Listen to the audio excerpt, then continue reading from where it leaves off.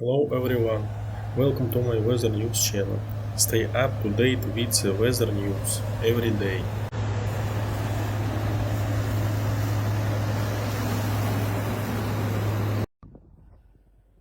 Y aquí estamos, carabineros, militares, no se acerca nadie.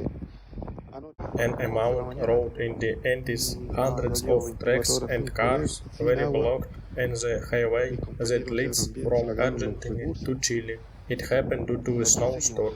Nadie ayuda, nadie aparece, nada, ninguna respuesta.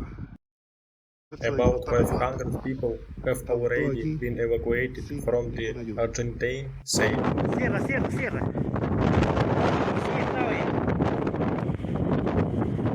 The high mountain areas have accumulated 30 centimeters of snow, he estimates, and authorities are concerned that the forecast De ahí indicates para allá, snow más o will menos unos continue in the coming 50 hours. metros, poquito más allá, está el camión que va a pasar.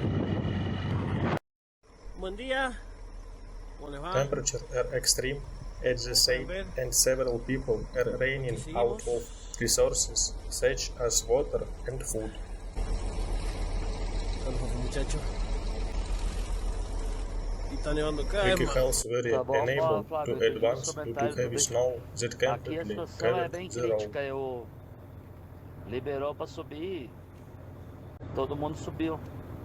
Só que Hundreds of cars are metade da also blocked cordilheira from the aqui Chilean side. About deu uma 300 tempestade de people neve, have não consegui already ir para been frente nem para taken to trás. the Uma shelter turma at the exército já Los levou para baixo Libertadores complex. abrigo They e eu were tô aqui, o warm caminhão and desde fed. ontem às 2 da tarde. Tem uma galera aqui, o caminhão funcionando, neve não parou um Subscribe to the minuto, channel so as coisa de not to louco, miss important weather news. apavorante coisa.